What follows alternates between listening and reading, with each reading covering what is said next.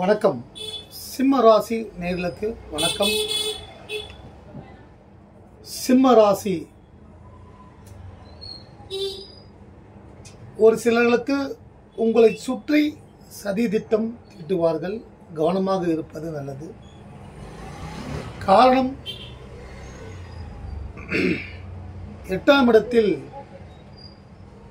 சுக்கிரன், செவ்வாய், ராகு, புதன் 4 கிரகங்கள்.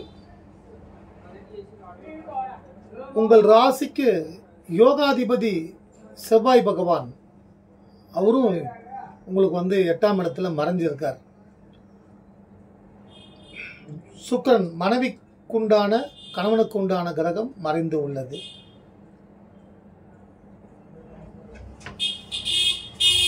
கல்விக்குண்டான கிரகம் புதன், தாய்மாமன் என்று சொல்வார்கள், அந்த கிரகமும் மறைஞ்சிருக்கு. செவ்வாய் உறவுக்காரர்கள், செவ்வாய் இரத்த சம்பந்தம் உள்ளவர்கள். மிக அமைதியாக இருப்பது நல்லது. எதை செய்தாலும் தெளிவாக நல்ல யோசனை செய்து எந்த செயல் திட்டத்தையும் செய்து முடிப்பது நல்லது. 2ஆம் இடத்தில் கேது, 3இல் சந்திரன், 7இல் சனி, 7ஆம் இடத்தில் கண்டக சனி. 7ஆம் இடம் சுத்தமாக இருக்க வேண்டும் என்று சொல்வார்கள். 7ஆம் இடத்தில் சனி பகவான், அந்த ராசிக்கு அந்த வீட்டுக்குரியவர் சனி பகவான் ஆட்சி பெற்று உள்ளார். குடும்ப வாழ்க்கையில் மிக கவனமான முடிவுகளை எடுப்பது நல்லது. 7ஆம் இடம் பொருளாதார, அதாவது தொழில், வியாபாரம், வருமானம் ஈட்டக்கூடிய பார்ட்னர், கூட இருக்கக்கூடியவர்கள் பார்ட்னர், அவர்கள் மூலம் வருமானம் வருகிறது என்றால் கொஞ்சம் சனி உள்ளதால் கவனமாக இருக்க வேண்டும்.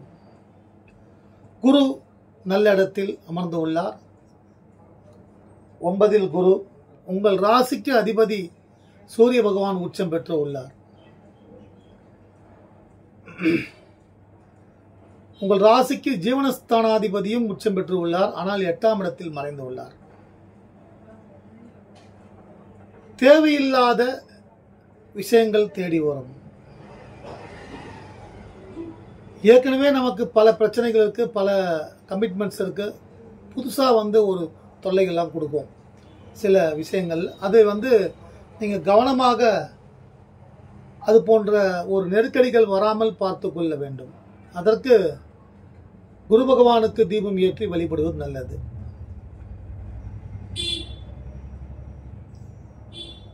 மகம் நட்சத்திரக்காரர்கள், மகம் நட்சத்திரம் ஜெகத்தை ஆழ்வார்கள் என்று சொல்வார்கள்.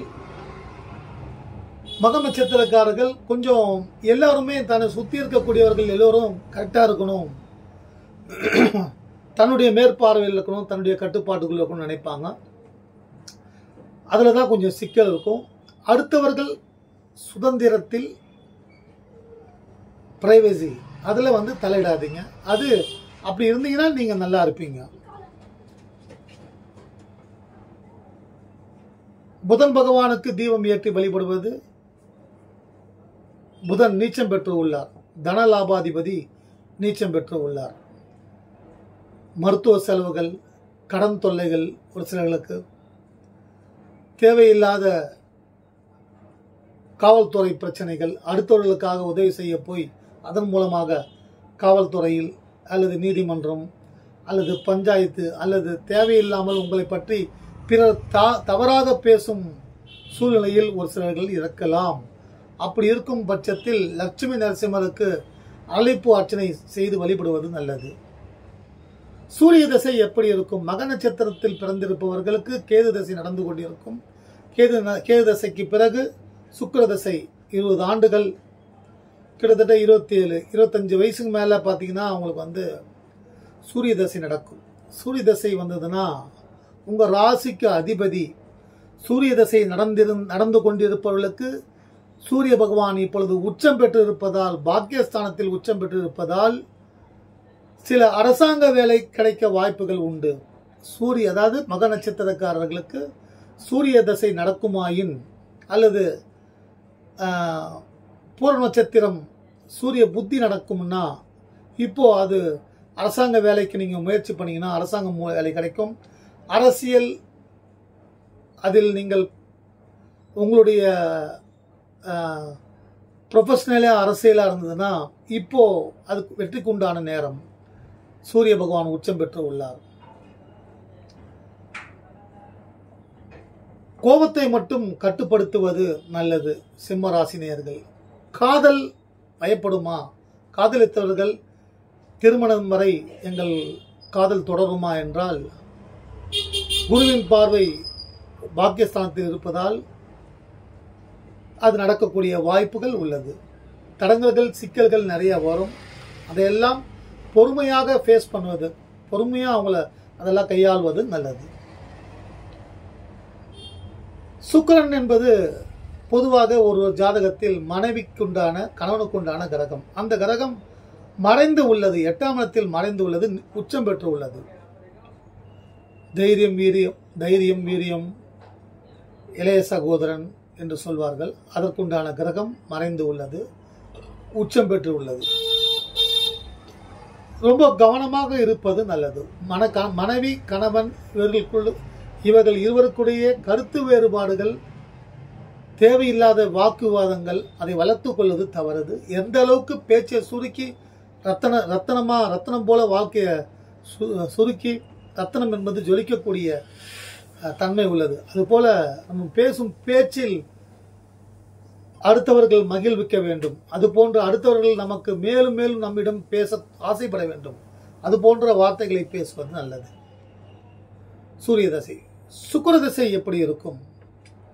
சுக்கிர தசையில் மக நட்சத்திரக்காரர்களாக இருந்தால் சுக்கிர தசை உங்களுக்கு பெருசா ஒன்றும் அப்படியே அதாவது உங்களுக்கு இந்த பால்ய பருவம் அதுக்குள்ள இருக்கும். பெண்ணாக இருந்தாலும் ஆணாக இருந்தாலும் சுக்கிர பூர்வ நட்சத்திரத்தில் பிறந்தவர்கள் சுக்கிர தசை, அந்த தசை நடந்து கொண்டிருக்கும். அது நீங்கள் இருக்கும் பட்சத்தில் உங்கள் தாய் தந்தையருக்கு யோகம் உண்டாகும். பூர்வ நட்சத்திரக்காரர்கள் பிறந்திருப்பார்கள் என்றால் அந்த இல்லத்தில் நிச்சயமாக சந்தோஷம், நிறைய தனலாபம் அவையெல்லாம் ஏற்படக்கூடிய வாய்ப்புகள் உண்டாகும்.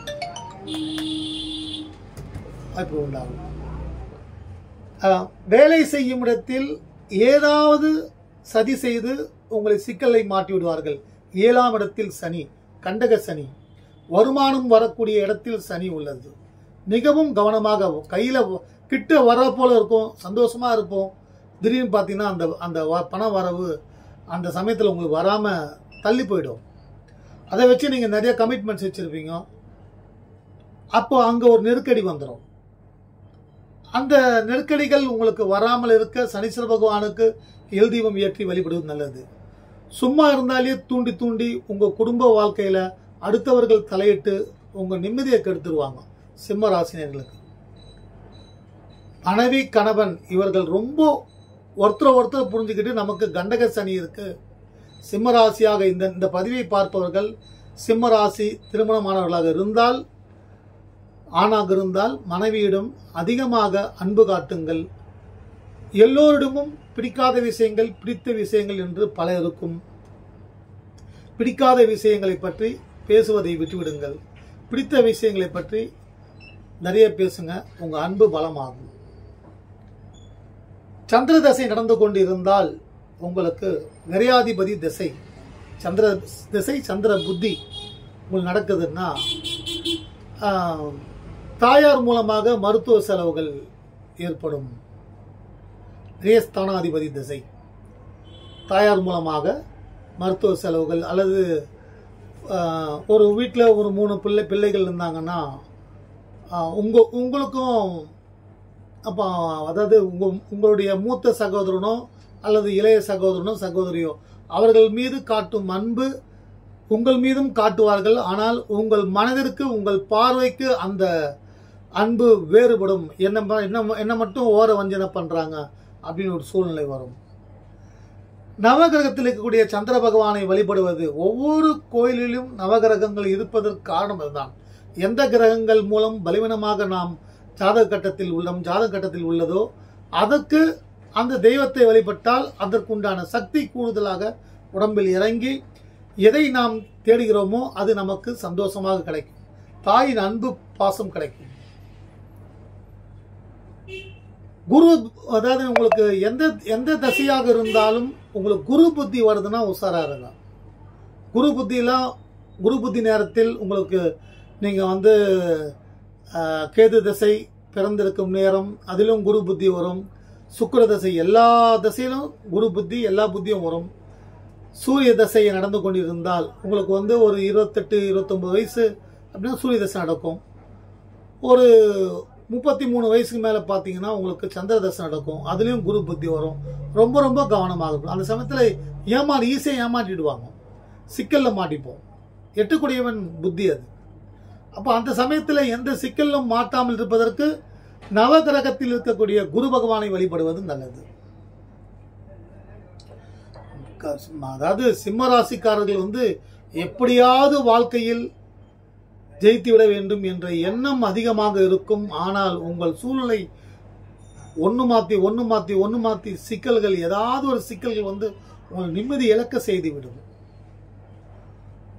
அப்பா அம்மா ஒத்துக்க மாட்டாங்க. நீங்க காதலிக்கக்கூடிய பொண்ணை இல்லது ஆணை, நீங்க ஆணாக இருந்தால் பெண்ணை, பெண்ணாக இருந்தால் நீங்க யார ஆசைப்படுறீங்களோ அதுக்கு ஒத்துக்க மாட்டாங்க. இல்ல திருமணம் ஆன பிறகும் உங்க வாழ்க்கையில சனியோட தாக்கம் அதிகமா இருக்கும். அஷ்டமத்து சனி நெருங்க போகிறது. 7 கண்டக சனி என்று சொல்வார்கள். கவனமாக கையாள வேண்டும். ஓம் நீலாஞ்சன சமாபாசம் ரவிபுத்திரம் யமாக்கிரஜம் சாயா மார்த்தாண்டம் சர்வ சம்பூதம் தம் நமாமி சனைச்சரம் என்று சனீஸ்வர ஸ்லோகம் சொல்லி தீபம் ஏற்றி வழிபடுவது, காகத்திற்கு உணவு கொடுப்பது, ஏழைகளுக்கு உங்களால் முடிந்த ஒரு சின்ன 4 இட்லி கூட வாங்கி தரலாம். உங்க வசதிக்கேற்ப அவர்களுக்கு உதவி செய்வது அல்லது தானங்கள் செய்வது நல்லது. கை கால்கள், சனி பகவான் கொஞ்சம் தாங்கி நடப்பார். சனி பகவான், அப்போ சனி பகவானுக்கு வந்து நீங்க வந்து அந்த சனி தசை நடந்து கொண்டிருந்தால் அல்லது சனி புத்தி நடந்து கொண்டிருந்தால், இப்பொழுது கண்டக சனி நடந்து கொண்டிருக்கிறது, அதற்கு உங்களுக்கு யாராவது இல்லாத ஏழை, ரொம்ப ஏழைக்கு செருப்பு வாங்கி கொடுங்க. இந்த வெயில்ல ரொம்ப கடுமையாக இது பண்ணும். ஏதாவது ஒரு மனசுக்கு சந்தோஷம், அவர்கள் சந்தோஷப்படும் அளவுக்கு ஏழையின் சிரிப்பில் இறைவனை காணலாம் என்று சொல்வார்கள் இல்லையா? இது உண்மையான வார்த்தை. இப்ப நீங்க அந்த ஏழைகளுக்கு ஏதாவது ஒரு சில பேர் கால் இல்லாம இருக்கும், அந்த கால் உறுப்பு அந்த பிளாஸ்டிக்ல வரும், அதை வாங்கி கொடுக்கலாம். கை இல்லாதவங்களுக்கு, அது போன்ற மாற்றுத்திறனாளிகள் ஏழைகளுக்கு ஏதாவது ஒரு வகையில் உண்மையான உதவி மனமோர்ந்து செய்வதன் மூலமாக சனி தோஷத்தை குறைத்துக் கொள்ளலாம். சனி யோகத்தை கொடுக்கும்.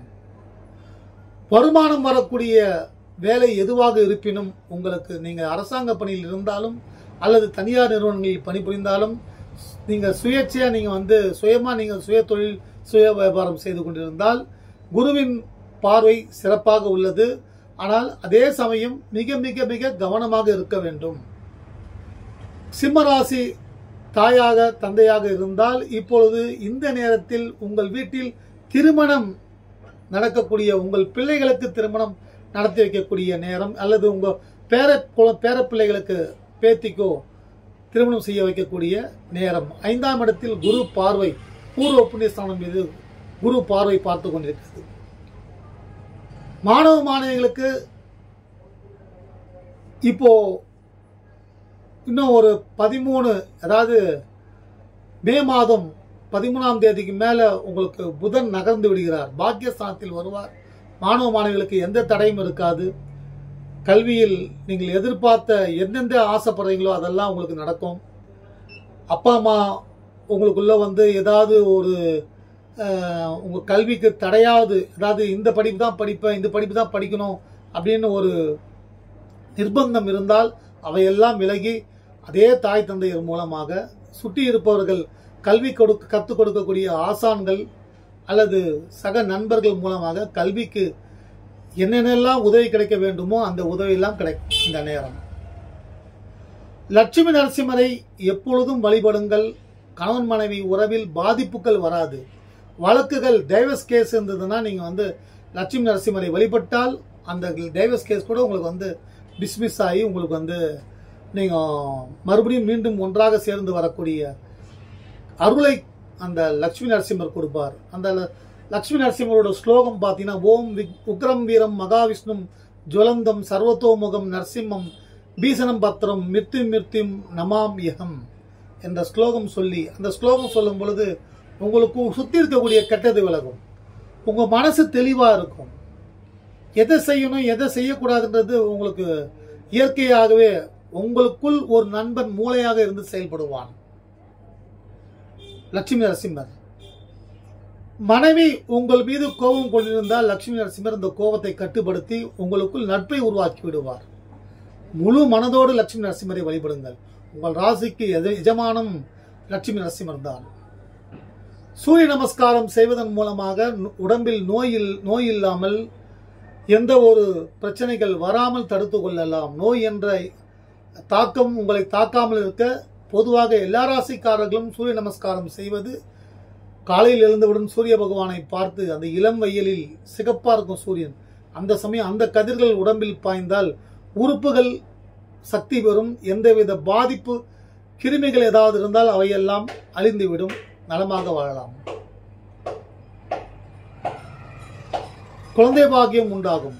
குழந்தை பாக்கியம் உண்டாகக்கூடிய நல்ல நேரம் தான். ஏன்னா குருவோட பார்வை உங்க ராசிக்கு 5ஆம் இடத்துல இருக்கு. 8ல் சனி வரப்போகிறார். இப்பொழுதே உங்க வாழ்க்கையை திட்டம் போட்டு இனி 3 வருடங்கள் மேல அந்த அர்த்தாஷ்டம சனி 4 வருஷம் இருக்கும். இப்போ உங்களுக்கு இன்னும் அதாவது வாக்கிய பஞ்சாங்கப்படி பார்த்தீங்கன்னா 4-5 மாசம் தான் போயிருக்கு. இன்னும் 2 வருஷம் இருக்கு.